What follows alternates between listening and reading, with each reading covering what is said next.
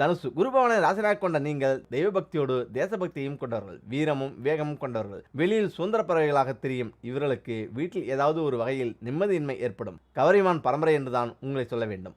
அதேபோல தீராத கடன் பிரச்சனை கூட குறுகிய நேரத்தில் தீர இதை மட்டும் செய்யுங்கள் போதும். ஆம், ஒரு மனிதனின் முக்கியமான செல்வம் என்னவென்று தெரியுமா?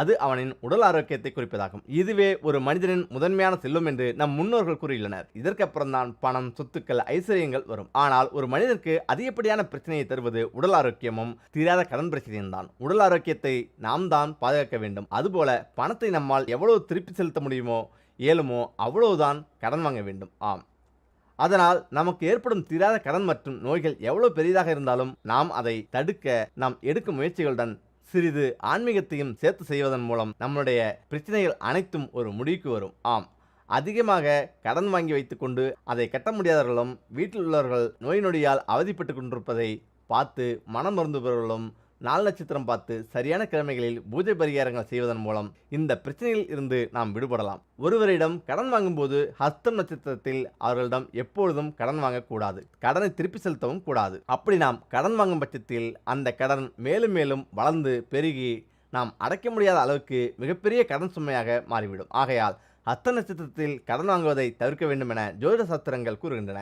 அதேபோல உங்களுக்கு இருக்கும் கடன் சிறியதாக இருந்தாலும் சரி, பெரிய அளவிலான கடனாக இருந்தாலும் சரி, கடனை திருப்பி அடைப்பதற்கு செவ்வாய்க்கிழமை உகந்த நாளாக இருக்கும். செவ்வாய்க்கிழமை தினத்தன்று செவ்வாய் உரையில் நீங்கள் வாங்கிய கடனை திரும்ப செலுத்தும் பொழுது கடன் தொல்லையில் இருந்து விடுபடலாம். அதுபோல செவ்வாய்க்கிழமையில் செவ்வாய் உரையில் தீராத நோய் உள்ளவர்கள் வைத்தியம் பார்த்தால் கூட நோய்கள் தீர்ந்துவிடும் என சாஸ்திரங்கள் கூறுகின்றன. அதுபோல குடும்பத்தார்கள் சொத்து தகராறுகள் போன்றவற்றின் மூலமாக வருடக்கணக்கில் நிலுவையில் உள்ள வழக்குகள் கூட இவ்வாறு நாம் செய்வதன் மூலம் ஒரு முடிவுக்கு வரும். அதனால் தாராளமாக இதை செய்து பாருங்கள். அதேபோல உங்கள் கஷ்டம் துன்பங்கள் மொத்தமாக தீர வேண்டுமா? இந்த ஒரு விளக்கு மட்டும் போதும் வீட்டில். ஆம், கஷ்டம் என்பது எல்லோருடைய வாழ்விலும் இருக்கும். மனிதர்களாக பிறக்கும் ஒவ்வொருவருக்கும் கஷ்டங்கள் இருக்கத்தான் செய்யும். ஒருவரிடம் பணம் இருந்துவிட்டால் மட்டும் அவர் கஷ்டம் இல்லாமல் நிம்மதியாய் வாழ்ந்து விடுவார் என்று சொல்ல முடியாது. ஏதாவது ஒரு வகையில் அவர்களுக்கும் கஷ்டம் இருக்கும். அப்படி நமக்கு வரும் கஷ்டங்கள் எந்த வடிவில் வேண்டுமானாலும் வரலாம். குடும்பங்களுக்குள் கஷ்டம் இருக்கும், கணவன் மனைவி உறவுகளுக்குள் கஷ்டம் இருக்கும், பண கஷ்டமாக இருக்கலாம், உடல் நலக்குறைவு கஷ்டங்களாக இருக்கலாம். இப்படி இருக்கும் அனைத்து விதமான கஷ்டங்களையும் தீர்க்கும் ஒரு பரிகாரத்தை பற்றி பார்க்கலாம். இப்படி நமக்கு இருக்கக்கூடிய அனைத்து கஷ்டங்களையும் போக்குவதற்கு தீப வழிபாடு ஒன்றுதான் சிறந்ததாக இருக்கும். அதனால் கணவன் மனைவிக்குள் எப்போதும் சண்டை சச்சரவுகளாக இருக்கிறதா? எளியும் பூனையமாக அடித்துக்கொண்டு சந்தோஷமாக வாழவில்லையா? அவர்கள் செய்ய வேண்டிய எளிய பரிகாரம் இதுதான். 5 மண்ணால் செய்யப்பட்ட அகல விளக்கை எடுத்துக்கொண்டு அதில் நல்லெண்ணெய் ஊற்றி தாமரைத்தண்டு திரி போட்டு மாலை 6 மணி அளவில் அவர்களின் படுக்கை அறையில் ஏற்றி விடுங்கள். இந்த தீபம் 2 மணி நேரம் எரிய வேண்டும். அதன் பின் தான் நீங்களே குளிர வைக்க வேண்டும். குளிர வைத்து விட்டு தான் தூங்க வேண்டும். இல்லை என்றால் வீட்டில் அசம்பாவிதம் நடக்காமல் பார்த்துக் கொள்ளுங்கள்.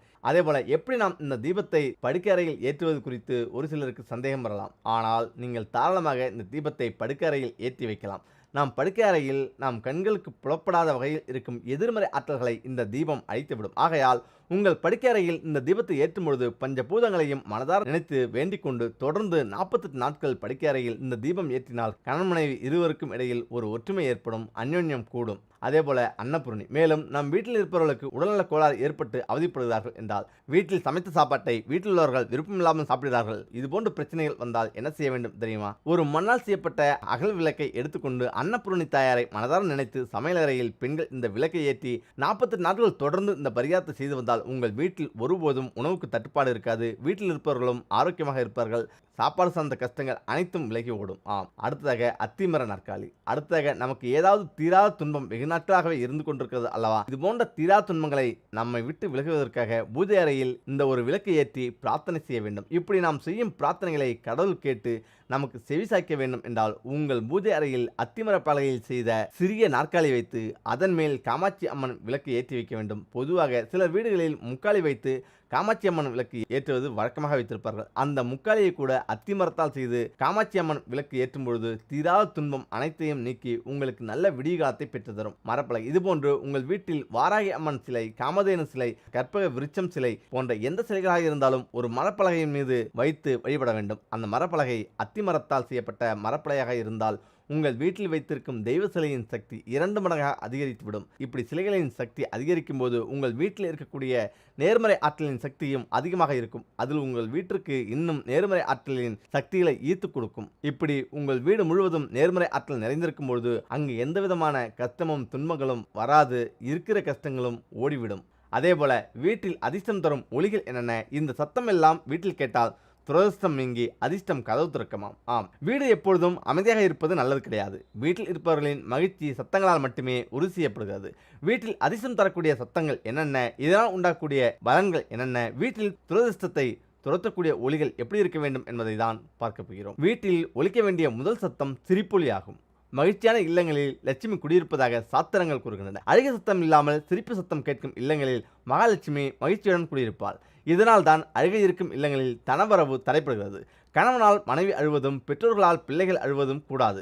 எப்பொழுதும் ஒருவருக்கு ஒருவர் அனுசரித்து விட்டு கொடுத்து அந்யோன்யமாக மகிழ்ச்சியாக இருக்க வேண்டும். அப்பொழுதுதான் வருமானமும் அதிகரிக்கும். அதனால் அதிர்ஷ்டமும் வந்து சேரும். வீட்டில் கேட்க வேண்டிய மற்றொரு சட்டம் வளையல் ஓசையாகும். பெண்களை கண்ணாடி வளையல் அணிந்து கொள்ள சொல்வதும் இதனால்தான். வளையல் அணியாத பெண்கள் முந்தைய காலத்தில் கிடையாது. ஆனால் இப்பொழுது வளையல் ஒரு இடைஞ்சலாக இருக்கிறது என்று யாரும் போடுவது கிடையாது. மெட்டல் வளையல்களை காட்டிலும் கண்ணாடி வளையல்களில் இருக்கும் உருவாக்கக்கூடிய சத்தம் குடும்பத்திற்கு அதிர்ஷ்டத்தை ஏற்படுத்துமாம். எப்பொழுதும் வளையலோசை குடும்பத்தில் கேட்டுக்கொண்டே இருக்குமாறு பார்த்துக்கொள்ளுங்கள். அதிர்ஷ்டம் உங்களை தேடி வரும்.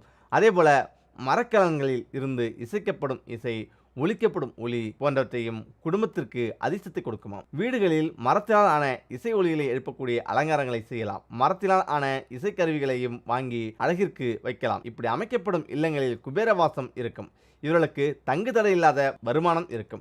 குடும்பத்தில் சில்லறை நாணயங்கள் உடைய சத்தமும் கேட்க வேண்டும். குறிப்பாக பூஜை அறையில் இந்த சத்தம் கேட்குமாறு வைத்திருந்தால் மகாலட்சுமி வாசம் குறைவில்லாமல் இருக்கும். துரதிர்ஷ்டங்கள் நீங்கி அதிர்ஷ்டங்கள் வருவதற்கு சில்லறை நாணயங்களை ஒரு கண்ணாடி பவுலில் போட்டு பூஜை அறையில் வைத்துக் கொள்ளுங்கள். நாணயங்களை கொண்டு விக்கிரகங்களுக்கு அர்ச்சனை செய்வது, அன்றாட செலவுகளுக்கு அதிலிருந்து நாணயங்களை எடுத்து பயன்படுத்துவது போன்றவை தொடர்ந்து செய்து வந்தால் அந்த குடும்பத்தில் அதிர்ஷ்டம் வரும் என்கிற நம்பிக்கை உண்டு.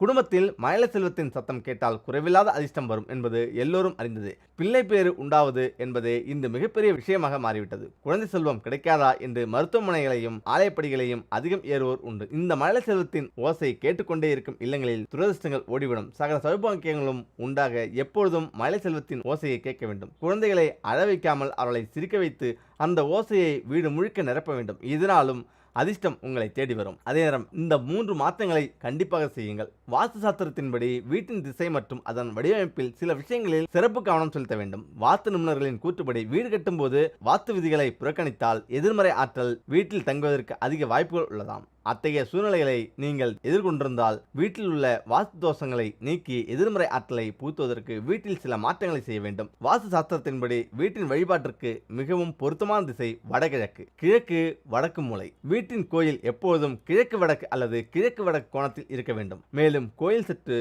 உயரத்தில் இருக்க வேண்டும். இத்தகைய முறையில் நீங்கள் உங்கள் வீட்டு வழிபாட்டு அறையை அமைக்கவில்லை என்றால் மாற்றி அமைப்பது சிறந்தது. கடிகாரம். வீட்டில் கடிகாரம் சரியான இடத்தில் நிறுவப்படவில்லை என்றால் வாழ்க்கையில் பல நிதி சிக்கல்கள் எழுவதற்கு வாய்ப்புள்ளதாம். வாஸ்துபடி வீட்டில் கடிகாரத்தை மேற்கு அல்லது தெற்கு திசையில் வைக்கக்கூடாது. அதே நேரத்தில் கடிகாரத்தை கிழக்கு அல்லது வடக்கு திசையில் வைக்கலாம். கடிகாரத்தை தப்பான திசையில் நீங்கள் வைத்திருந்தால் உடனே வாஸ்துபடி மாற்றிவிடுங்கள். துளசிக்கு தனி முக்கியத்துவம் உண்டு. வீட்டின் முற்றத்தில் துளசி செடியை நட வேண்டும் என்று வாஸ்து சாஸ்திரத்தில் கூறப்பட்டுள்ளது. இது தவிர வீட்டின் கிழக்கு அல்லது கிழக்கு வடக்கு திசையில் துளசி செடியை வைப்பது மங்களகரமானதாக கருதப்படுகிறது. இவ்வாறு துளசி செடியை நடுவதன் மூலம் பொருளாதார பிரச்சனைகள் நீங்கும். வீட்டில் மகிழ்ச்சி நீங்காமல் பெருகும். அதேபோல அதிர்ஷ்டம் நம்மை விட்டு போகாமல் இருக்க என்ன செய்ய வேண்டும்? நாம் வீட்டில் பயன்படுத்தும் பூஜை பொருட்களை வெளியாட்கள் வந்து இரவலாக கேட்கும்போது தயவு செய்து அதை புண்ணிய காரியம் என்று நினைத்து தானமாக கொடுத்து விடாதீர்கள். சில பேர் வீட்டில் பெரிய பெரிய விசேஷங்களுக்கு பயன்படுத்தும் பெரிய அளவிலான குத்து விளக்குகள் இருக்காது. நம்முடைய வீட்டில் நாம் ஏற்றி பயன்படுத்தி இருக்கும் குத்து விளக்கு இருக்கும். பண்டிகை விசேஷ நாட்களில் விசேஷத்திற்கு பயன்படுத்திக் கொள்ள குத்து விளக்கு தேவைப்படும். அதை நம் வீட்டில் வந்து இரவலாக கேட்கலாம். அப்படி கூட நம் வீட்டில் ஏற்றிய குத்து விளக்கை அடுத்தவர்களுக்கு இரவலாக கொடுக்கக்கூடாது என்று சொல்லப்பட்டுள்ளது. அதாவது நலுங்கு வைப்பதற்கு, ஹோமம் வளர்ப்பது, வீட்டில் பெரிய பூஜைகள் வைப்பது, இப்படிப்பட்ட பெரிய விசேஷங்களை நடத்தும் போது குத்து விளக்குக்கு முதல் இடம் உண்டு. நம் வீட்டில் ஏற்றி வழிபாடு செய்த குத்து விளக்கை அடுத்தவர்களுக்கு நாம் இரவலாக கொடுக்கும்போது நம் வீட்டில் இருக்கும் ஐஸ்வர்யம், லட்சுமி, கட்டாயம், அதிர்ஷ்டமும் அவர்களது வீட்டுக்கு செல்வதற்கு வாய்ப்புள்ளது. முடிந்தவரை குத்து விளக்கு, பஞ்சபாத்திரம், கலசம் என்று சொல்வார்கள். அதாவது வீட்டில் விசேஷ பூஜைகள் வைக்கும்போது, ஹோமங்கள் நடக்கும்போது நூல் சுற்றி கலசம் நிறுத்துவார்கள் அல்லவா? செம்பு, பித்தளை சொம்பு, இப்படிப்பட்ட நம் வீட்டில் பூஜைக்கு பயன்படுத்திய பொருட்களை எல்லாம் எக்காரணத்தை கொண்டும் அடுத்தவர்கள் வீட்டு விசேஷத்திற்கு இரவல் கொடுப்பது அவ்வளவு சரியான முறையல்ல. உங்கள் வீட்டில் இருக்கும் நேர்மறை ஆற்றல் அவர்கள் வீட்டிற்கு சென்றுவிடும். பழுதான பழைய பூஜை சாமான்களை கடையில் கொடுத்துவிட்டு அதற்கு பதிலாக வேறு பொருட்களையோ அல்லது காசாகவோ வாங்கிக் கொள்ளலாம்.